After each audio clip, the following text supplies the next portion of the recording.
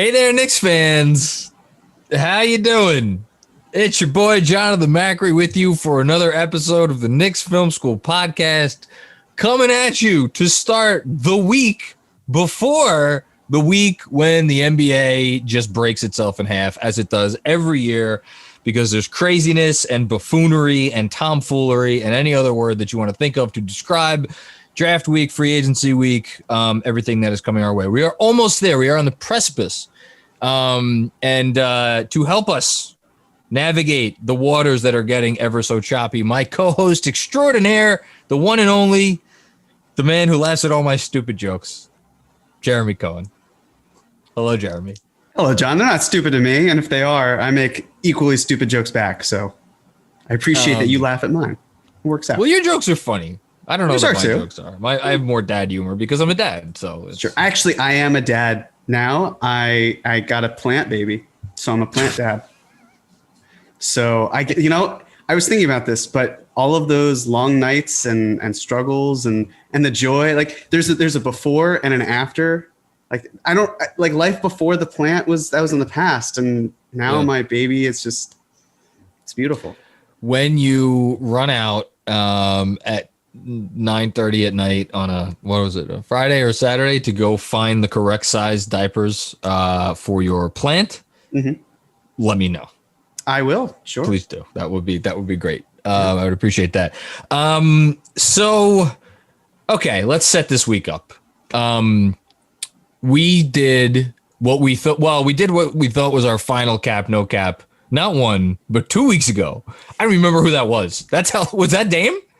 I think that was Dame. It was Dame. Okay. Or maybe, hold on. Wait, no, I think was that, no, yes. That was, were we always going to end with, I think at some point we were like, let's do 3 of these. Then we added Dame. Then we added Chris Paul. And now we're adding yet another cap, but no cap. But when we decided to add this, it was before Friday, which did the world blow up on Friday? I don't know. How do you, let's before we get to our final no cap, which for everybody who doesn't know is going to be Collin Sexton, who's still in the news very much. Do you have any thoughts on the Dame stuff from Friday? It's pretty much the same as everything before. I mean, I thought that he pretty much just didn't want to make the story about going to the Olympics about him. That's and right. I think that he did a great job. He really did. He absolutely did. But no attention whatsoever. But he's smart in that, like this, everything that's going around with the investigation and the investigator and how it's unraveling even more, it just puts more pressure on the Blazers, and it makes him look great in comparison. We should say, so for anybody who doesn't know, I don't even know where to begin. We don't have to talk about this for a lot.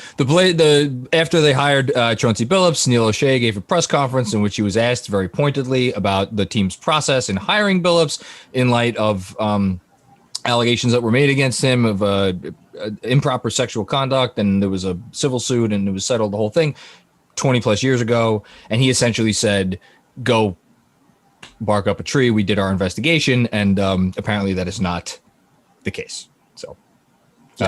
Yes. So that's unraveling, and now Dame is sitting here, and he's basically like, I mean, I don't know, what is Dame's position? His position is like, I'm a Blazer, and I want to win a championship, and but him saying, like, a coach isn't going to fix this. Essentially, paraphrasing here, but that, like, no, that leaves loud and clear. That's literally what he said. He said Billups can help, but he's not going to fix it. I mean, he said that not with this roster. So right, it was. He's good. This is not his first rodeo. He knows. Is it fair to say he knows exactly what he's doing? He does, and he's leaking things to Chris Haynes and other people, and it's setting the stage. And then he basically gets to say, "Oh, well, I heard these rumors and reports, and I don't know where they're coming from. I can confront them." And then that way, it's still like the thought of him leaving seeps in, and now, he's kind of nurturing that. What happens if he goes? Oh, he doesn't want to leave, but then it's still there, and you see more and more reports. And like Henry Abbott isn't the type of person who broke this past week that Dame would be requesting a trade. He's not an ambulance chaser. He's someone who is very much in the know and wouldn't just say it. So I believe it. It also doesn't mean Dame is going anywhere. I'd still be surprised if he did. Of course, the Blazers, they could keep him. We saw what happened in Houston.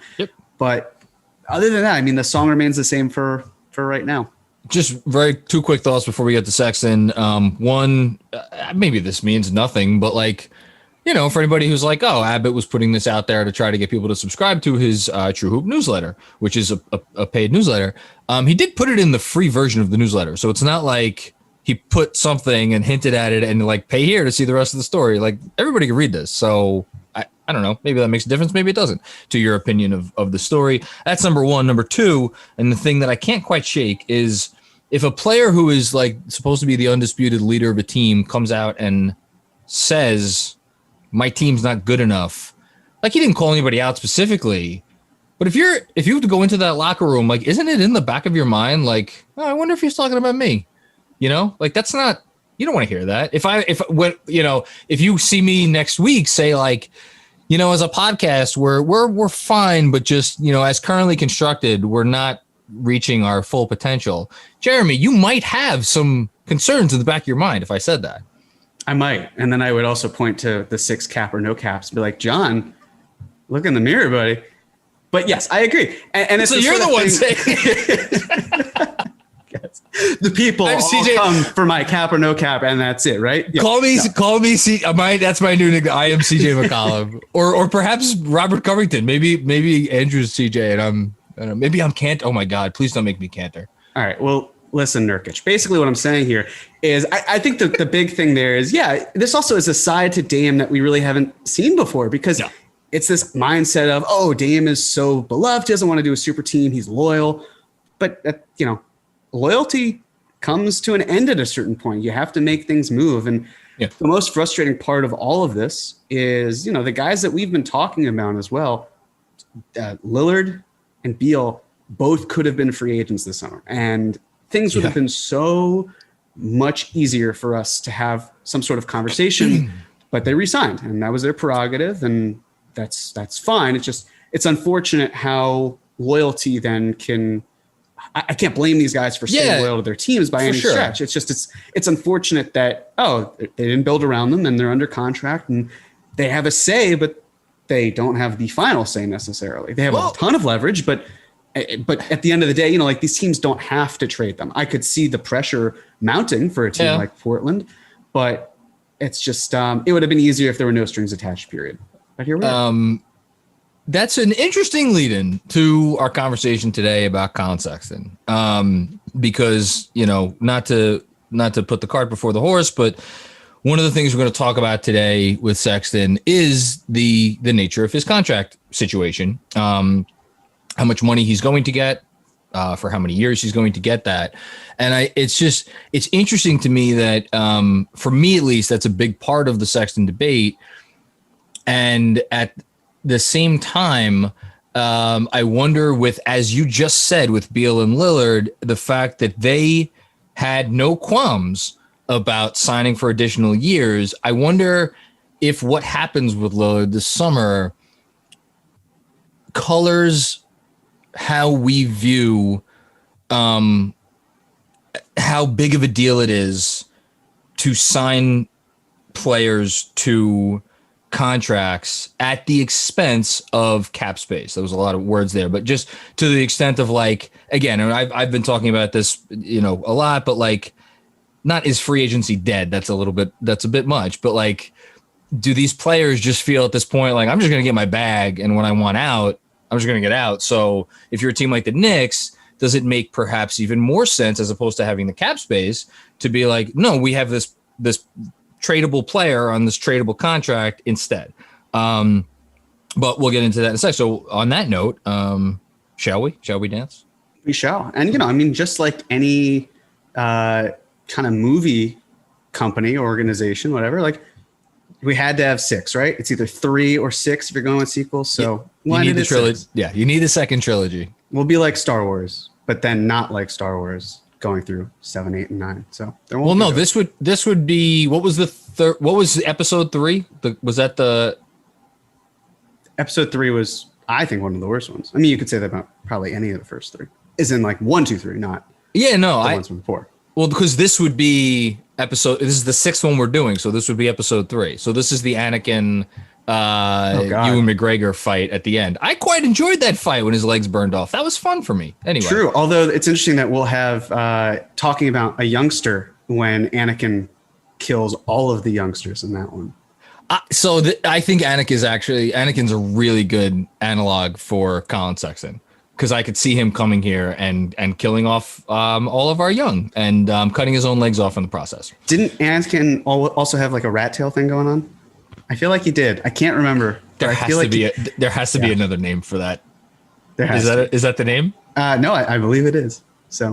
Well, it is okay. Without further ado, I did see that he changed his hair. Sexton changed his hair. Oh, did he? So okay, he did. Yeah. Okay, so no more tail, rat, or otherwise. I don't think so, but I haven't seen the back of his head, so I can't be just answering that question. I hope Andrew puts the part of the video in the YouTube about with him just put his head in his hands right now, because it's great. It's good glorious. Stuff. Anyways, without further ado, let's talk about Collin Sexton. So.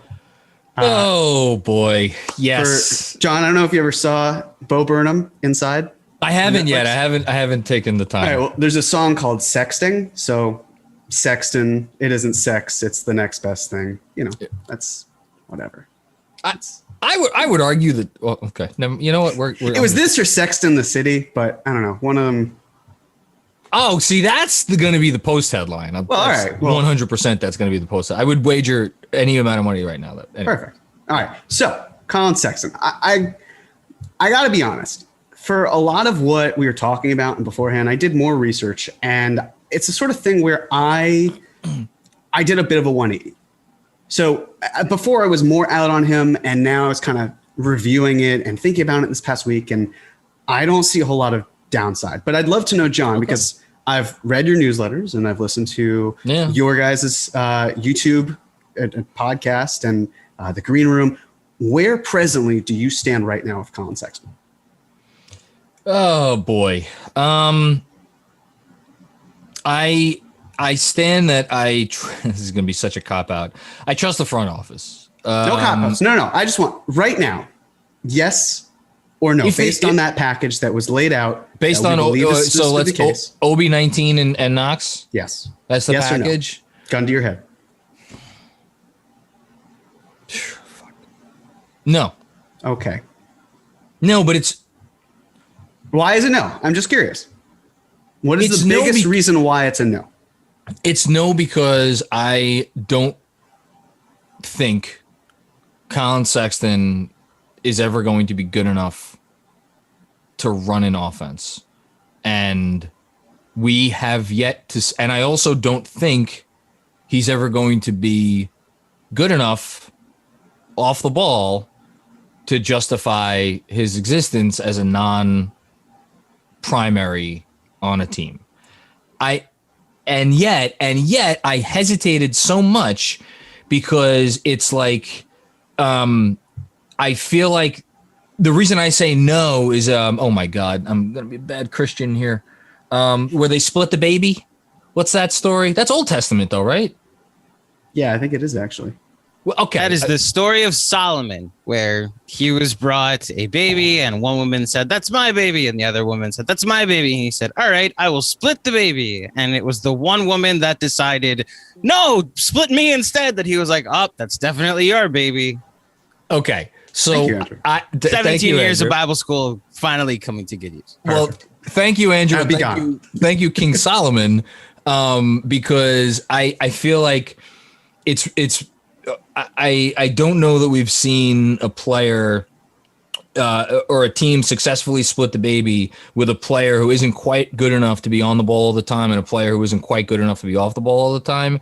And yet I hesitated in saying no because I wonder if maybe they could do it with Sexton. So that's why I really am on the fence. But yet I will say at the end, I trust the Knicks because if they make the deal, one, it says a lot to me about what they really think about Obi Toppin, number one. And two, it says to me that they know a little bit of something about what type of contract Collin Sexton is going to agree to as an extension. So that's my answer. Okay. Before we dive in, I just want to break it down a little bit more. So those three components, right? I think we're in agreement that Kevin Knox is not something that you're getting hung up on in this deal, right?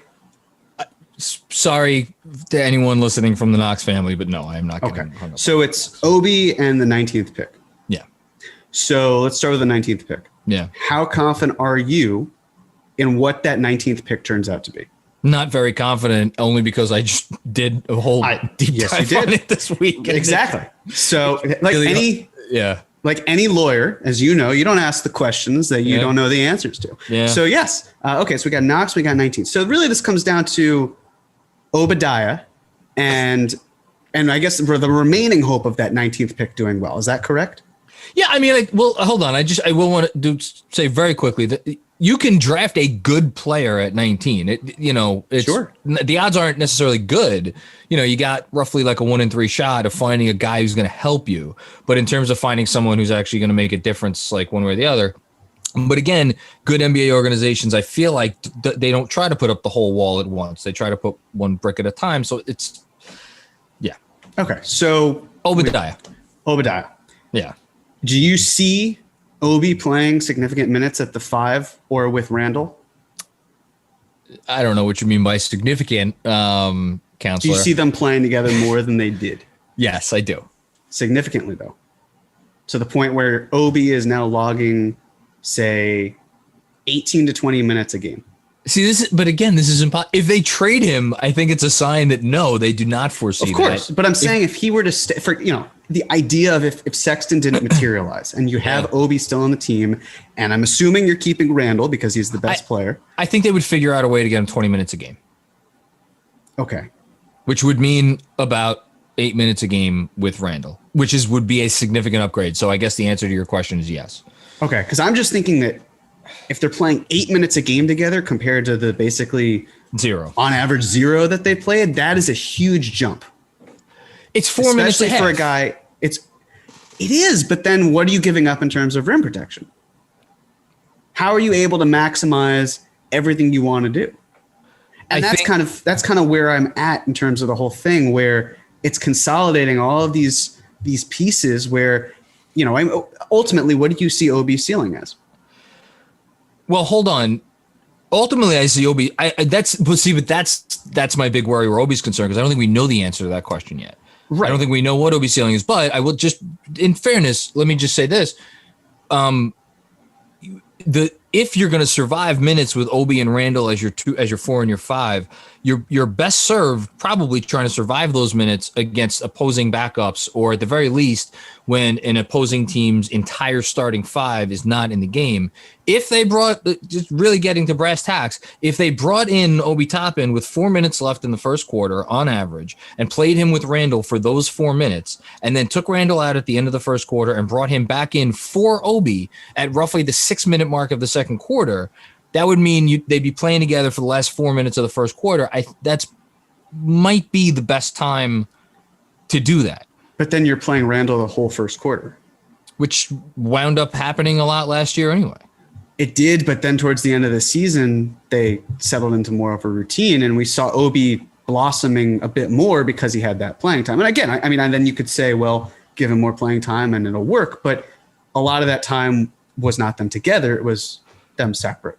So I guess the big thing for me, at least, is it's not so much not wanting to believe in Obi. It's just there are other areas of need, and evaluating it.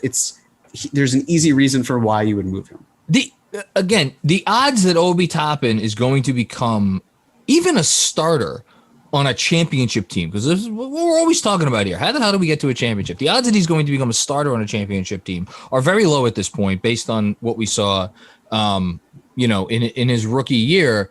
But I just, again, to go to the analogy again, it's not about putting up the whole wall. It's about putting up one brick at a time. And even if his value appreciates next year to the point where he becomes more of a trade asset, if not, one of the core components of your eventual, again, hopefully championship team, I think that could make a difference. And maybe he doesn't even need 8 minutes with Randall to make that happen. Maybe he needs an additional 4 minutes a game. I don't know, but I think there is a world where it can happen. But again, if you think Sexton is the guy, if you really believe that, then you should then go get him. Then go get him. I get it. I just looking at all of that, I think you could say the same about Sexton in that sense of like, well, his value could increase to a greater point because he'll have similar, more a higher usage than Obi will, and he'll get significantly more minutes and all of that. But okay. Can we talk about the poop emoji that I've been looking at for the last 5 minutes? So let me go through this. This is a lineup, or this is contextual data. This is from B-Ball Index. They're great. So this is analyzing basically lineups and what was around a player. So if you see here, it's 34th percentile for lineup talent, 25th percentile for offensive talent, 47th percentile for defensive talent. 29% for playmaking and 0% for spacing. That's really bad, right? We're talking about the Cavs. We're talking about the Cavs last year, right? Yes or no? Would you say that's all really bad? That it's if really this is bad. the team around you, that's terrible. Yes, this is really bad, and that says quite a lot about your situation. It sounds awful. Okay, so this is not the Cavs. This is RJ Barrett, his rookie year. Oh wow! So you duped me. I did this on purpose. So that's the thing. If you want to look at then Collin Sexton and the Cavs, in terms of the playmaking, they gave him a C- around him, 40th percentile. Okay. That 0% or 0th percentile, I guess, that was with RJ and the poop emoji. Yeah. It's a 9%, 9th percentile, and it's an F. So I guess my whole point here and what I've been thinking about is, what if this really is just a good player on a bad team? And he's putting up stats that look really good because the team around him is bad, but is he a reason why they're losing? Are the issues with him and his demeanor as a result of him being some sort of, maniac who people hate playing with?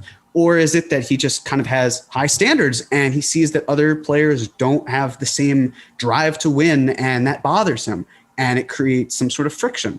And I don't think we can know the answer, but I do know that reading up on him and how he, basically when he was in high school would work out really early in the morning and then work out for basketball and then school and then practice after that. He did a lot. He puts a lot of reps in, a lot of time. And I'm wondering, okay, well, like the dedication's there. The intensity is certainly there. Is it just being channeled at the wrong place? Is this, after all, someone who, and I said this last week, I said the opposite last week, about how I don't necessarily buy the idea that it's Garland and Sexton not fitting. And I want to, basically say I disagree with my past self. I think that actually when reviewing all of this, that was maybe not the right take. And I've kind of changed my tune for that. So again, I think there's so many ways of looking at it. And this is more, basically it's, like in terms of playmaking, last year, Sexton graded out mostly in B+, A-, and in A. And then there was one D-, and it was for role-adjusted assist points per 75 possessions. And then you have perimeter shooting. And the perimeter shooting is meh. It's whatever. But again, you have to hit, he still has 3-point shot making and creation, where A- and A respectively. So it's this mindset of, again, are you targeting the player who basically is not producing, who could those stats translate on a good team, or is it just a bad team? Like you talked about his, how good he was when he shot, when he was unguarded. And you're right. He absolutely did. And the fact that he didn't shoot as well when guarded was a problem. But then if you also look at his rookie year, the numbers flipped, and he was great when he was guarded, and he was worse actually when he was unguarded. So, and I think that goes in line with what you said before, which is that based on how you view Sexton, if you love him, then you could see the positives. If you don't like his game whatsoever, or you have serious qualms about it, then you could find something that backs that up. So I think all of that is kind of contextual, but I do agree. I think when you have your opinion, it's easy to pick and choose for what you like. All I want to say, and I think this will back up your argument, is two things, and they're related. One, Sexton hardly played at all. When Sexton was on the court with Garland, and this goes to your point about you don't think it was an issue with Garland and Sexton together. When Sexton was on the court with Garland and Jarrett Allen, they were almost always out there with Isaac Okoro. I'm very high on Isaac Okoro as a player. I think he may have ended up like third on my draft board by the time the draft came around last year. I was high on him. Isaac Okoro had a 47.6 effective field goal percentage this year. He had he shot 29% from three. Isaac Okoro was not a good offensive player in the league this year, nor should he be. He was a young rookie. The fact that we never got to see the two of them play with anything close to a dynamic wing, let alone just a wing who's not dynamic, could just hit outside shots, I think is notable. Even with that being said, and here's a second thing, cleaning the glass, if you put Sexton, Garland, Jared Allen, and Isaac Okoro, which, as foursomes go in the NBA, it's fine, right? Okay, so Okoro, not a great shooter. Jared Allen, maybe slightly better than league average center. Garland, Sexton, we know what they are. And you take out Drummond and Nance, so you get a little bit more speed, playmaking, versatility, whatever you want to say, at the 4 spot. Those lineups last year were in 707 possessions, again, not insignificant, plus 3.8, 109.1 on offense, not great, but it's about a third of the way, it's just in the bottom third of the league, but 105.3 on defense, which is an excellent number. I don't know. That's interesting to me. And the only thing I want to say is I hope someone, if the Knicks make this trade, I hope that entire front office with Tibbs is locked themselves in a room for a day or a weekend or whatever it takes and watches every single one of those possessions, because I want them to know exactly like, okay, what does he look like when he has, a cohesive unit around him? Then it's like, all right, this is our group. Let's get after it. So, yeah. And the other thing that kind of hurt Sexton as well is that the Cavs would play two bigs together, both of whom were basically non-shooting. Like, the fact that they put McGee and Drummond on the floor together at any point is absurd. Or Allen and Drummond, which they did right. a fair amount. Just crazy to me. So, I mean, it's just, I feel like based on the supporting cast around him, it's easy to say, oh, he's a high usage guard. Is that going to drop? And the 24 points, which again, like it seems like I've seen 24 points per game written so many times that it's almost like, okay, find a new stat, please, guys. There are other ways of figuring out why you want Sexton than just saying he scored 24 points, but it's also nothing to sneeze at. It's a very good stat. So moving on, sorry, real quick. Everything you just said, I think more addresses my playmaking concerns than what he does off the ball concerns, which is good, because I think if they traded for him, they're going to play him at the 1, and you want to believe in the playmaking to the point where you feel good about, okay, give him the ball top of the key. Let's see what we can do. That's all. Yeah. And especially if you have a big initiator, I mean, the teams that were rumored, right. And I don't buy the Lakers as being for Sexton, actually, I think it could work. Yeah, you could. But the Lakers, the Heat, the Knicks, all of those teams have big men who can pass really well and facilitate, and sometimes even play like wings, or in LeBron's case, he can play like a guard. So it's that sort of thing where I think he fits in, whereas he's not solely responsible. And maybe he is. Like when you see someone who's 9th in the NBA in drives per game, and the Knicks this season were 10th, and I was looking back at it for years past, and I think the highest they were at was 14th one year in total drives per game as a team, and in at least 3 or 4 of the other years they were last, 27th, 26th, might have even been 5 years but they were in the bottom 5. So clearly that 1 year shows what Tibbs appreciates in terms of a driving guard. It's also why Elfrid Payton was most likely back. So having someone to be able to do that, I think, is crucial. And we should also know, just very briefly, that he was, as you said, 9th in drives per game. Darius Garland was himself. Hold on, I'm just pulling it up right now. I believe he was right next to him. He was close by. Yeah, he was. Oh, hold on. I'm on playoffs. I hate that. What? I know they revert automatically. Doesn't the NBA stats page know I don't care about playoff stats? Darius Garland was literally next. He was 10th. Yeah. So if you account for the fact that Sexton probably would have even gotten more opportunities to drive if he wasn't handing off a good portion of those over to Garland, you're talking about someone who maybe is like in the right situation, one of literally the top drivers in the entire game. Exactly. So if you're not going to get Sexton, then who are you acquiring, right? So we've talked about Chris Paul. I honestly think that, I know that I'm a prisoner of the moment when I say this, but I think that these finals, the last few games, could wind up costing Chris Paul some amount of money. I think that with the injuries he's dealing with his age, the fact that he's really not able to go left, that he's turning the ball over quite a bit, that he's not his usual self. We could chalk it up to, he's hurt. Whereas before, when he was doing well, there was no like, in spite of his injuries, he's doing great. So it's not equal, which I think is wrong, but whatever. In terms of Chris Paul, though, I think it could be losing him some money.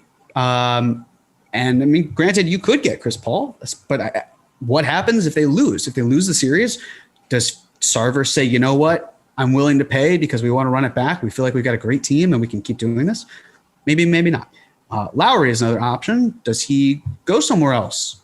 Does he go to Miami? Does he go to, is there a sign and trade that works out? How can they figure out how to do something? Conley, I still think Conley would stay. I think Conley would stay as well. You're looking at them being in the repeater tax, but you've got a multi-billionaire who is a childhood Jazz fan owning his favorite team. I think that he could say, this is our window. I'm willing to pay what it takes for the next couple of years to keep Donovan Mitchell happy, to have our team the best in the NBA in the regular season, and Mike Conley stay. I think that's worth it to me. And I can see him doing that. And if you're listening and you're like, well, shut up, Jeremy, Chris Paul, Kyle Lowry, Mike Conley. Not that anyone would say that to you, Jeremy. Oh, they might, but that's okay. Mike Conley. These are all much better players than Collin Sexton. Well, that may be true. You're also thinking about it from two other perspectives. One, the cost, which, as you just alluded to with Paul, but you could say the same thing about any of these players. They're not going to be cheap. And two, when you're thinking about other possible moves down the line, and I'm not advocating for signing a player just to trade him, but the notion that if you get the guy on a certain contract, he could become a trade chip is, I'm not sure that would apply to Paul, Lowry, or Conley. If you're getting those guys, because you're like, we want them here. We think they're part of the final solution. So right, and they're in their mid to early 30s. So how does that line up with what you're doing and all of that? Well, it's are you getting them on the downside? I mean, you're clearly getting all three of those guys on the downside of the career. The question is, how many feet away are they from the slippery slope that happens? That every NBA player eventually falls off the slope. It's just a matter of how close are they? Exactly. Then you have Dennis Schroeder.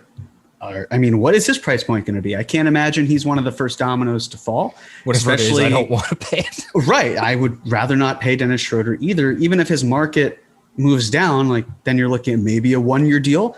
Does his market really get to that point where it's that low? I don't think so. I'm skeptical. The Lakers offered him 4 for $80. He turned it down. Right. But his market has even dropped since then. So is anyone going to try to get there? Or if you're the Lakers and you say, okay, well, maybe we draft a guard in the first round. Is there any chance that he's better from day one than Dennis Schroeder? We save a ton of money because they're going to be in the luxury tax. They're not the ownership isn't wealthy. I mean, for Christ's sake, they got a PPP loan. Like they don't have money just growing on trees. So that sort of mindset of it. Then you've got Dinwiddie, where we talked about him a little bit. I want him for the right price, but the right price isn't going to line up with what he wants. So I don't see it as a go anyway. Dragic, again, your similar situation to your older point guards. I think if he's not going to be in Miami, he probably goes to a place like Dallas. I think there are a lot of connections there. The Slovenian connection. They just hired the former Suns head coach, whose name Igor Kokoshkov. Thank you. Yes, I couldn't remember his last name, but yes, him. One caveat with Dragic is you could probably get Dragic on a 1-year deal, maybe, possibly. I don't know if he would want to come to New York on a 1-year deal, which again, that it's another question that hovers over all of these guys. Do these players want to be here? Whereas if you believe what some of the rumors are, Collin Sexton would very much like to come to New York and be a part of the Knicks. Yeah. And how durable is Dragic going to be? I mean, he's had plantar fasciitis, to my knowledge, or he's at least dealt with foot injuries. So he's an older point guard. Yeah, he's had injuries. So then it's, quickly Vildoza or Rose. Are you going to have any of those guys? You skipped over. I did. You skipped over Mr. Maybe Ball. Maybe that was a Freudian thing. I think that was a Freudian. I do have Lonzo Ball on this list. I think the big thing with Ball versus Sexton is the belief in Ball is him becoming a different player than we've seen. Whereas with Sexton, it's him basically doing what he's doing, but a little bit better. Strengths are emphasized and his areas of development are mitigated. Like Lonzo, I hope he drives versus Sexton, he drives. I hope he does better around the rim. Like that's pretty much it. And Sexton's not terrible around the rim either. So no, he's not bad.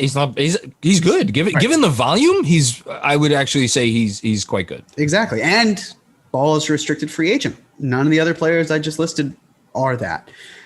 So yes, quickly Vildoza, Rose. Maybe quickly starts. I really just don't think it's going to happen. At least not in year 2. Vildoza, I just think he's a really good rotation player. I don't know if he'd be trusted to lead the offense. And even that, we don't like. How can any of us? I know people are excited about Vildoza. He has some nice moves. And how in God's name could any of us sit here and be like, Luka Vildoza is going to play XYZ role on this team next year? We don't know that. You cannot take what we're seeing and quite frankly, what we have seen in his games overseas, and be like, if he does that there, then he will do this here. Like it doesn't work like that. That doesn't always translate. So right. And I think the days of Derrick Rose being a legitimate starter are in the past. He was an emergency starter for the Knicks because no one else was going to be able to do what he did in the playoffs. But that I think is not going to be his forte moving forward. Then there's a surprise trade candidate. I mean, it could be anyone, right? Who knows who it could be? It could be you. It could be me. I'm not under contract. I'm a free agent, but yes. And then the other option is a rookie. And I just don't see a rookie point guard starting, period, for the Knicks. It's not going to happen. Right. So now that we basically assessed the entire market outside of it, we can then move on to this. So you had done something about the players being drafted. I don't even know how to describe what I'm looking at right now, but keep going. Draft Express did a great thing while it was still in existence, and they basically figured out a way to track the outcomes of players taken from 1 to 60 for however many years you want. Yeah. So again, you'd already put this in your newsletter, but I had already done this video, so I thought, screw it, I'm going to keep it in. That's fine. This is much easier to see than what I did. It is. So the dark green is for all-star. The starter is a lighter green. Yellow is backup. Orange is end of bench, and red is didn't play in the NBA. And as you can imagine, for the first pick, there are a lot of all-stars and a lot of starters. And then as you go, down the list, those all-stars and starters shrink on average, and the backups, end of bench players, and didn't play in the NBA rise exponentially. And for anybody just listening on the pod, basically what we're looking at on the YouTube right now is a chart where you have kind of an upward a line going up in a picture, a line going up at a 45-degree angle, where basically your best players that are taken at a certain spot decrease bit by bit by bit by bit as the shitty players taken at a certain spot increase bit by bit by bit the further you go down in the draft. Right. So, and if you're watching, I mean, this is the video basically. If I started around 15, you're mostly going to find backups. Same with 16. It's 55% of the players, 35% for 17, 42% for 18. So it keeps going up. I should, some of it's a little outdated because Draft Express is no longer really a thing. ESPN acquired it. So it's some of these, it's from 1985 to 2015. It's the draft lottery. So again, not all of this is going to be covered, but you can just get a sense of the fact that you keep going up, you're going to find more rotation players, but they're not going to be all-stars and they're not going to be starters. So this is basically the thought process of if I'm picking 19th, if I'm picking 21st, one of those, can I live with seeing it gone? And if basically you're looking at, statistically speaking, one of those picks being, most likely a backup player, then it's okay, so I'm trading Kevin Knox, trading a backup player, and I'm trading Obi Toppin. And then your decision becomes maybe a little bit easier in that mind. Yeah. And I also just wonder, Well, there's neither here nor there. I wonder how much, because again, we're always prisoners of the moment, how much the result of these NBA finals will influence teams thinking as far as this stuff is concerned. For instance, if Milwaukee wins, they have their top three, and then the rest of their, roster is basically comprised of guys, not all making minimum salaries, but like guys you could get, right? You can, maybe with the exception of Brook Lopez, who is kind of a unique fit, and they're paying him, I think, $12 million a year. But like even him, you could find a stretch five if that's what you need to make your system work. And he's not even, I would argue that their best lineups do not have Brook Lopez in them. So it's, yeah. Okay, keep going. So, I guess this can't. There we go. No. Oh my God. Technical difficulties. Okay. Here we are. So for Sexton, I mean, the idea as well is he a placeholder? I have seen this process of like, oh, well, is Sexton going to be one of your best players? Can he be on a championship team? And for that, I kind of laugh because you don't need Sexton to be a member of your championship team. No. You just need Sexton to be good right now, and then you can do whatever you want after that. So just get someone in the building, get an asset, consolidate in that way. And if you're able to do that, then that's great. Yep. He doesn't have to be your future point guard. Again, he's a stepping stone if you view him that way. And you can trade him. You can renounce him to sign a free agent. You could basically do the D'Angelo Russell process, which was, hey, we got an all-star in the building. Look what we can do. And, we got two better players that we want. So thanks, D'Lo. You're out of here. Thanks, but no thanks. Go have fun in Golden State. Yeah. And you do, yes. You have to pay Sexton soon. He's on an expiring contract, rookie scale. But so what? What can I ask you? Sure. Gun to your head. Mm-hmm. Let's assume they trade for him, and let's assume he has a good. Actually, no. I'm going to ask you two questions. One, if they trade for him, do you think they reach an extension before next season? Yes or no? No, but they sure as hell will try. So and I'm assuming by the tenor of your answer that you think that's because Sexton's people will not agree to whatever the Knicks are offering at this time? Yes. Okay. So two, let's assume he comes here, has a good season, solid season, improves on the things he needs to improve on.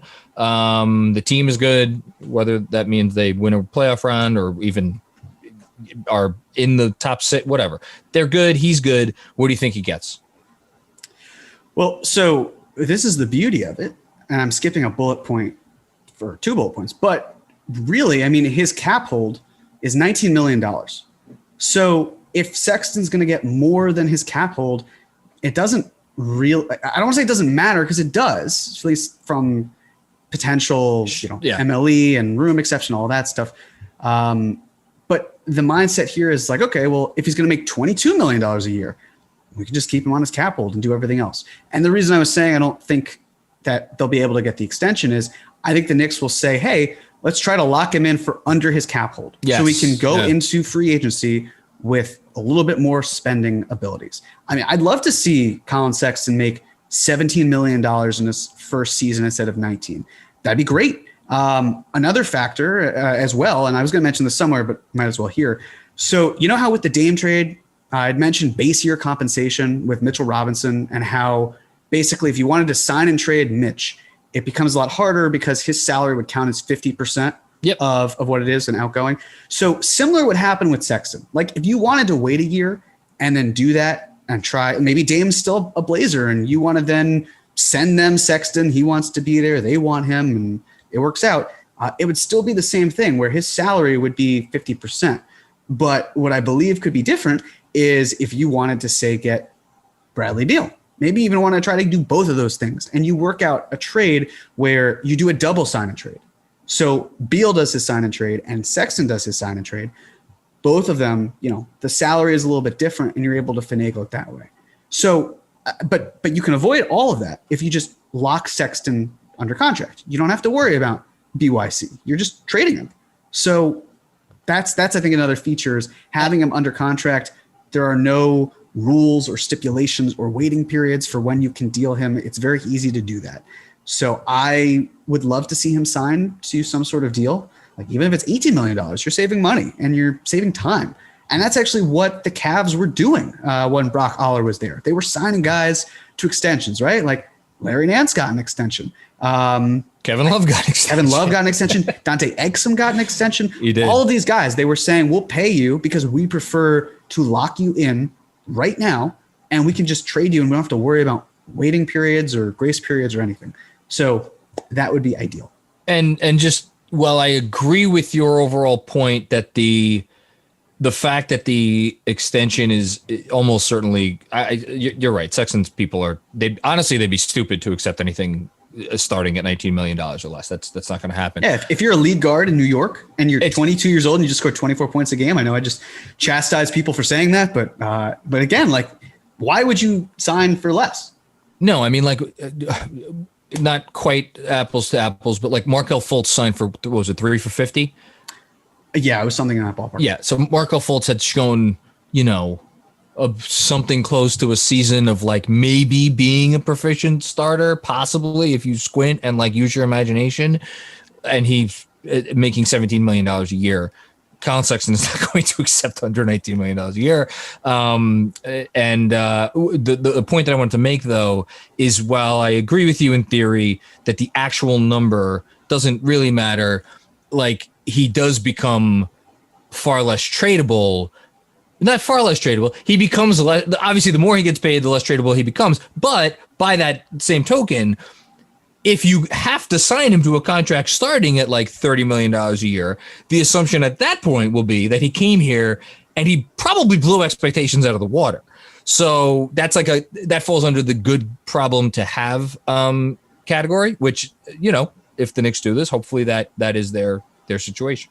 Right. And that's why I didn't come here and do well. Exactly. And that's why I didn't want to say it doesn't matter, because it does. You don't want to just say well, we'll give him whatever. Like, that's how you get into a D'Lo situation. They did it so they could facilitate the trade, but also it wound up being too much, and they were able to get him off the books and get Andrew Wiggins in, but Wiggins is still expensive and overpaid. So that sort of mindset. But again, it's like the idea then of Sexton for 1 year on his rookie contract, and then you have the rights, versus getting a rookie and having him for 4 years and then his restricted free agency after that. Yep. But again, if it's going to be Sharif Cooper, the role that Cooper has for those first 2 years or so is going to be vastly different from what Sexton would have this year, extremely, the year after, and beyond.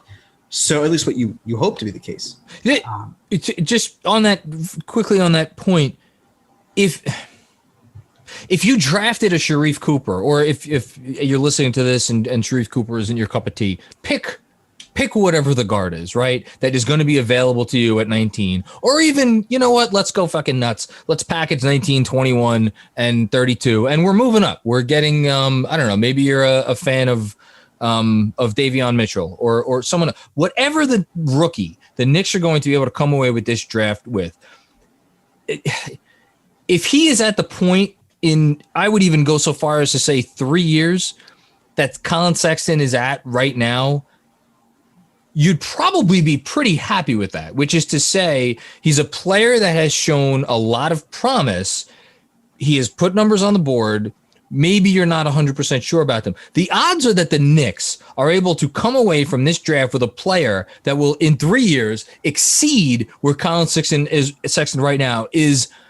I'm not saying it's impossible, but like the odds are against them. The odds are very, very, very low. And that's not my commentary on this draft. It's like, yes, Donovan Mitchell happens at 13 once every however many years. But the odds that this is the draft where that guy is going to be there at a spot like that, and that you're going to be the team that is smart enough to pick him, is whatever your percentage chance is it's not that high. So, but I do think the one thing though with Donovan Mitchell, I mean, you could talk about Walt Perrin and the connection there, sure, but for me, it's more like, I mean, look at what the Jazz did, right? They traded from, I think, 24 and Trey Lyles and managed to get 13.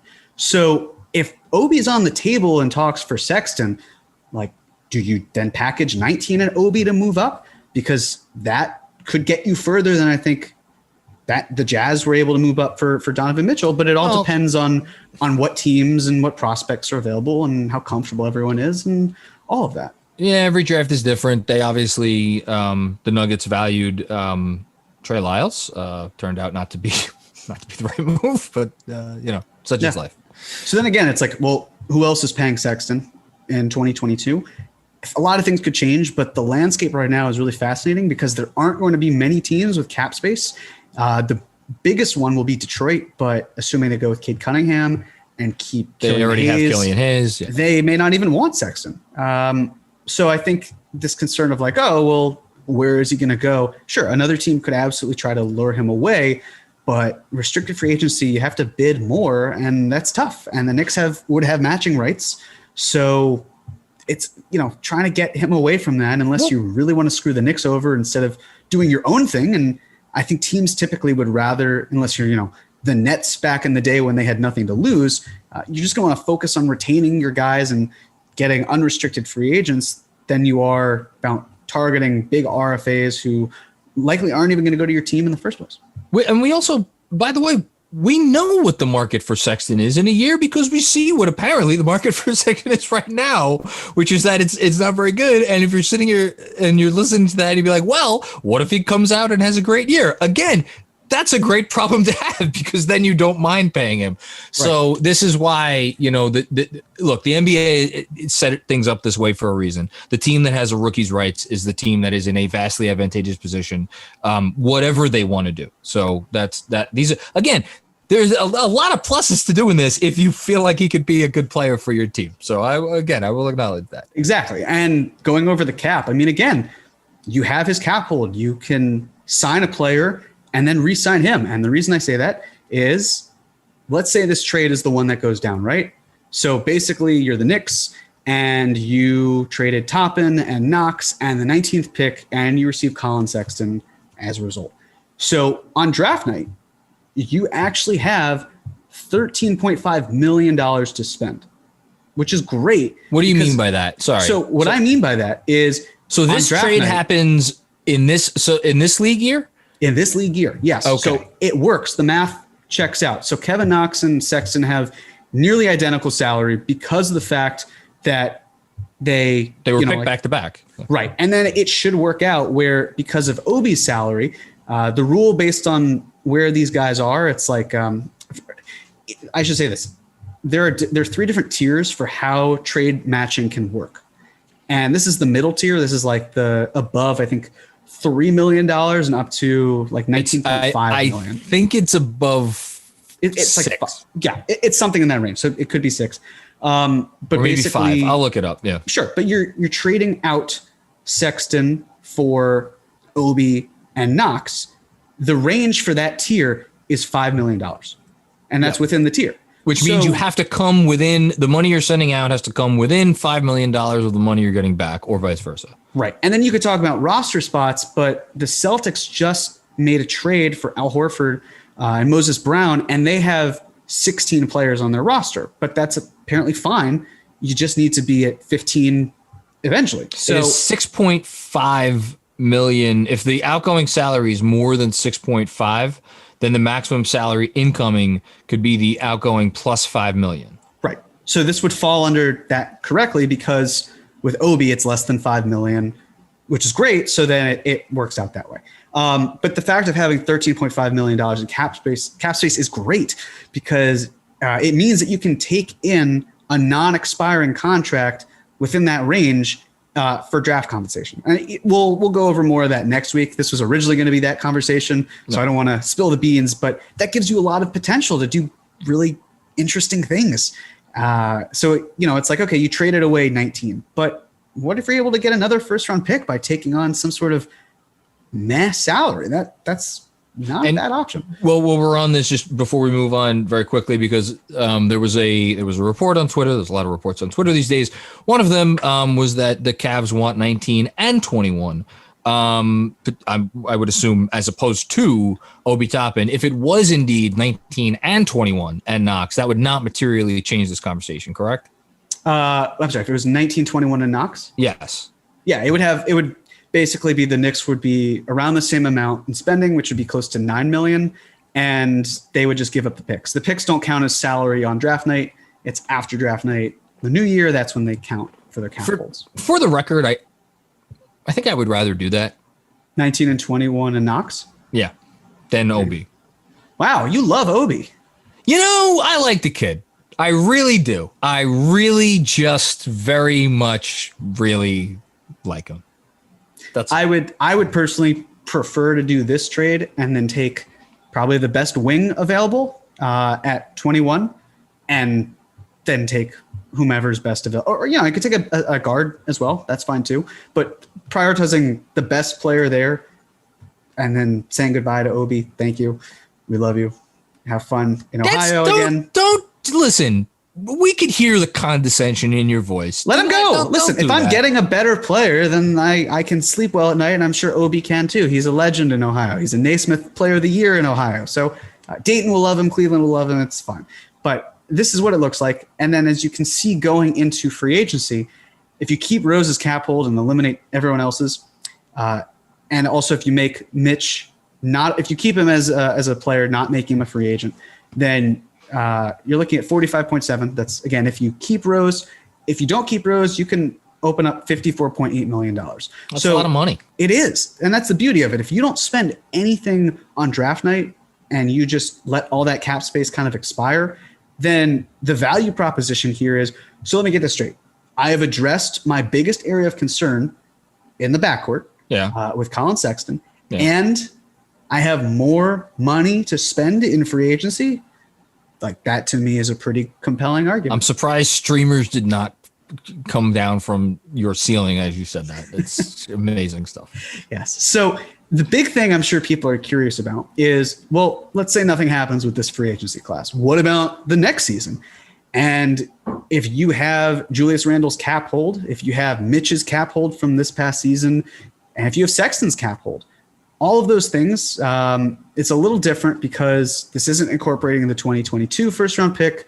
So you're very close to what it would take to get a Bradley Beal, but you're within your range to get a Zach LaVine.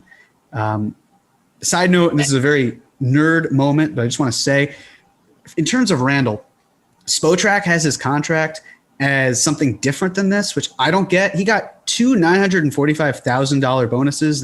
We've talked about this. I know. So I'm just saying, again, because it impacts the cap hold and then the money that's there. So I don't know if that's right, if this is right, whatever. It's around the same, so it should be fine. And I think you could take a haircut if you are, like if you need to, of a couple $100,000 if you're Bradley Beal or something. But this is what it looks like. You have that max space. You're able to create everything you want.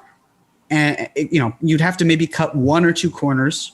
But, it's like, okay, hey, Vildoza, we're going to non-guarantee you, but instead we want to sign you to the room exception for the next 2 years. So you'd actually be getting more money. Thanks for doing us a solid. That sort of thing. And you also have the salary of this year's 21st pick in here. Like, again, it's the NBA. When there's a will, there's a way. And if they trade for Collin Sexton, and Collin Sexton is very good, and RJ Barrett is very good, and Julius Randle continues to be very good, and Bradley Beal wants to come here and be very good and play for the Knicks with those aforementioned three players, you cut the corners you need to cut to make that happen. So. Right. And so I just want to say the rest of this presentation isn't actually going to be like the other five in that I listed players beforehand that would fit with Sexton. There's so much money here that you can just use your imagination for how you want it. What's actually going to be next is two hypotheticals if this weren't the trade. So, for example, if you did Collin Sexton and Taurean Prince, right? And this hasn't been reported, but it's this idea of, okay, well. So Prince is an expiring contract. Exactly. The Cavs are not a free agent destination, but it sounds like they want to clear some money or more money. And I'm sure that, maybe, who knows, maybe they're a part some sort of player for Lonzo Ball. I mean, is this where we have the Kevin Love? Do we not discussion, but we should mention that Kevin Love, I don't know if anybody's been keeping tabs on what happened with the Olympics. Kevin Love took his ball and went home because he can't play basketball effectively anymore. I don't really know what kinder way there is to say it other than that. There was a whole piece that someone, I think it was Chris Fedor, wrote for Cleveland.com, basically detailing how this whole Olympic thing was a disaster. Love is not where he needs to be, conditioning wise, health wise, anything wise. You could argue that contract is the biggest albatross in the league right now. It's in the conversation, right? Yeah, I would say so. I mean, at least with Russell Westbrook, you're getting some sort of production out of him, for example. You're getting maybe John. I'd say John Wall's probably worse, but it's up there. It's a top 5. Yeah. Anyway, that's the Love situation. It's been reported the Cavs would love to try to use Sexton to get off Love's contract. We could all agree we don't need to talk about the Knicks taking on Kevin Love's $50 whatever the hell $1 million remaining, because they're not going to do that. Well, I don't want to put the cart before the horse, but oh my. I want to at least talk about it. So okay, we'll talk about it. But for Sexton and Prince, I basically did the same trade, but adding Trey and Prince. And, I'm sure you're probably thinking like, well, shouldn't that mitigate the package? And it absolutely could. I don't doubt that whatsoever. It's more the mindset of, let's say another team like the Heat decide to include Tyler Herro in conversations instead. And the Cavs are so into that. And they're like, yeah, this is great. Knicks, what can you do for us instead to top that? This would be using your cap space as an advantage. I don't see this happening, but I just thought, might as well throw it out there. But the reason I brought up Love here, and obviously there's going to be a slide on Love, is because if you're like, the Cavs aren't going to be free agent players, they have no incentive to get rid of Prince if they cannot find a taker for Love, and they don't want to have the salary that they otherwise would have with impending extensions for Jared Allen, the whole thing. Like, they might want to get Prince off their books, even though he's an expiring contract. So I don't think this is actually that crazy. Right. That's it. So if you did that with Prince, you'd have $31.6 million left to spend. That's still a really good chunk of change. If you don't want to bring back Rose, then that's $40 million. I mean, that's essentially a 10+ year max player. It's not going to be Kawhi, but again, like that mindset of if you needed something in that range, that's what you could do. And in terms of how it affects your future, I mean, it's pretty much the same because he's an expiring contract. So it works out perfectly well. It's really just Prince isn't. He's not quite dead weight. I just also would say. Yeah, he's a quality rotation piece. I mean, I guess he had 41% from three with Cleveland last year. Again, he's overpaid, but if that's the cost of doing business between, like, if the Cavs really want to release salary and somehow the price of Sexton goes up and you're comfortable with that, then so be it. Yep. But yeah, so then last thing is we'll talk about Collin Sexton and Kevin Love. And this would basically be, okay, this is the 19th pick and Knox. Obi stays, so there you go. And Sexton and Kevin Love. And it's just like, to me, it's awful. Like, I hate it. This is the worst thing ever. Right. So basically what you're saying is, realistically speaking, because you're going to get rid of other players and their cap holds, you're basically saying, cool, I'm willing to only have $20 million. I kept one of my picks. I kept Obi, and I get Kevin Love to, I guess, be a backup 5, even though that's not really what he does. And now you have so many cooks in the kitchen at the 4 that it's just like, why am I even doing this? But the bigger thing here is it comes down to, unlike with Prince being an expiring free agent, Love is not. So now you are entering the last season that you would have to, or last offseason, to spend all of your money. And realistically, it's probably closer to $5 million. Yeah, for 2022. And that's not even in considering, signing that 32nd overall pick this year, signing the 2022 first round pick. And when you get even closer to it, it's like, so we have nothing. There's no reason to spend. And then the next year after that, you get into the RJ Barrett extension territory. Yeah. So when Kevin Love comes off your books, congratulations, you now have to pay someone again. So to me, it's just, Kevin Love is a non-starter, period. I want nothing to do with that. There's nothing, like, basically it would be the 3rd pick overall that I would want from Kevin Love, and the Cavs just are not going to do that. So, and there's always contingencies. Waiving and stretching is a contingency.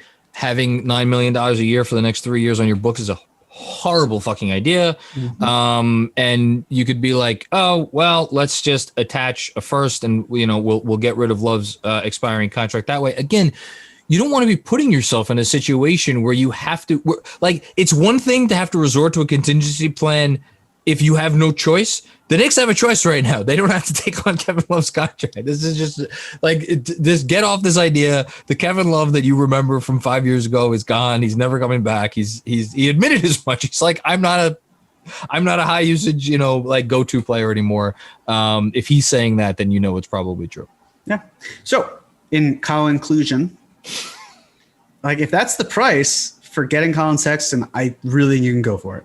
If it's Kevin Knox, the 19th pick, and Obi Toppin, it seems like a very worthwhile gamble to me. But again, I see the upside. I see what he's been able to do in Cleveland, and I think that it's worthwhile. That's all. You're playing the odds. Basically, you're taking kind of diversified assets and consolidating into one. And I think that Collin Sexton on his own is worth more moving forward than Knox, Toppin, and whoever is drafted at the 19th pick. And again, it's a short-term solution if you want it to be short-term. It's long-term if you want it to be long-term. You have the leverage here. You have the ability to go after other players if you want. And if the cost of let's say that Sexton doesn't wind up staying here long-term and it is a sign and trade, you're basically saying okay, well, Knox, Toppin, and that 19th pick, whoever was drafted there, that's the cost that I put in to help also get these other pieces, or at least put those pieces in. Let's say it is a sign and trade somewhere, and you have to attach another first just because it's a great player or whatever. Point being, that's not a lot to give up, and it's in the past. You have upgraded. You're moving up that ladder to success. It's that stepping stone I talked about. I see the risk of it, but I don't see it being a significant downside. Jeremy, I'm going to give you the best compliment that I think I've ever given you. What's that, John? I think you might have sold me. I think you might have sold me. It was a pleasure doing business with you, my friend. Finally. I'm still on the fence. I've always been pretty clear about this, that I've always been on the fence. I've never been like trading for Sexton would be an asinine idea that has no merit. I've just always been a little bit on the I don't want to do it. Now I think you've moved me over to the other side. Can I just very briefly tell you what I think this is going to come down to? I think it's going to come down to Kyle Lowry, and I think it's going to come down to whether Kyle Lowry wants to go to Miami. Because I think if Kyle Lowry does not want to go to Miami, and well, for one, that might make him a candidate to come to the Knicks. If he does want to go to Miami, I think you would make the argument that probably takes Miami out of the Collin Sexton race. And I just don't see another team that is gonna want to get in that race as much as the Knicks and the Heat. So if Lowry goes to the Heat, I have a feeling Collin Sexton, the chances of Collin Sexton ending up with Nick are higher than they otherwise would have been. Although I do think that there's a lot of posturing going on right now between these two teams and their camps and everything. It seems like after all this, it seems like, well, you tweeted about this, right? Where you're like, how does this news leak that the Knicks have a hard on for Sexton? It comes from, obviously it didn't come from the Knicks. It came from the Cavs front office. Why would it come from the Cavs front office? Because they're trying to drum up a market. So yeah. And again, I think the one other thing is because of Sexton's contract situation, you could argue, okay, well, we're not selling high on Obi. We're selling lower because he could be something else. But you're also buying low on Sexton because of his contract. Like, are you going to be able to find someone who is this low of a cost and can also provide you with the other opportunities to build around him in the short term and long term? And unless it's like a Shea Gilgeous-Alexander who's going to cost way more than that, I don't see it. I don't know where it is. This was excellent. I just got a knock that is telling me that we're ending this podcast at an appropriate time. Listen, I trust this front office. If they do it, I trust that they've done their homework and their legwork and they know the type of player they're getting. So all that said, anything else from you, Jeremy? I think that's it. I think that's good. Yeah, we're so close to the draft and free agency. I'm getting excited. I too am excited. I'm one might say I'm titillated. Listen, it's Sexton. It's the sex conversation. Titillated. Andrew, Mr. Claudio. I just also would like to commend Jeremy because I feel smarter when he argues my point for me. And this was an incredible experience to watch him basically. Oh, Andrew was right about this. Andrew was right about that. And did we? That's what we're going to conclude, actually, is that we were right. I'm going to hop on Jeremy's title of this podcast. I was right. Andrew was right. What's going to be funny is when Sexton's all of his numbers go down, the Knicks miss the playoffs next year, and Obi Toppin averages 20 and 8 in Cleveland. And, I then never can talk about me giving an opinion in the foreseeable future. And you know what happens? If that happens, then Andrew, I was just trying to take your side because I believe in you. Because I believe in the topic. And you're a good friend, and I want to see you thrive as well. And then don't worry, so, I'll be coordinating cap or no cap 8.0 next offseason. Jeremy, you are the Dame Lillard of this podcast. Andrew, you are the CJ McCollum of it. Hold on. The mellow. Come on. I get to be the mellow of this podcast. You could be the mellow. I am the Anthony Simons of this podcast. And on that note, we are done. Thank you, Jeremy. This was amazing. Thank you, Andrew, of course. And thank you out there for listening to another episode of the Knicks Film School Podcast. As a reminder, if you've been living under a rock for the last week and you didn't hear the announcement that we have a Patreon, we have a Patreon. Just go to patreon.com, put in Knicks Film School into the search bar. It will come up. You could also find a link to the Patreon and all of the different tiers that we are offering at several different price points, depending on what you are comfortable with. You could find that link in literally below anything we do. If you're watching this on YouTube, look below you. If you're listening to this podcast on one of the many podcast apps, you could find the link there. You can find the link anywhere. It's very easy to find, and we're very excited about the Patreon. I think that's it. We're going to go. I will talk to you soon. Have a great week. Adios.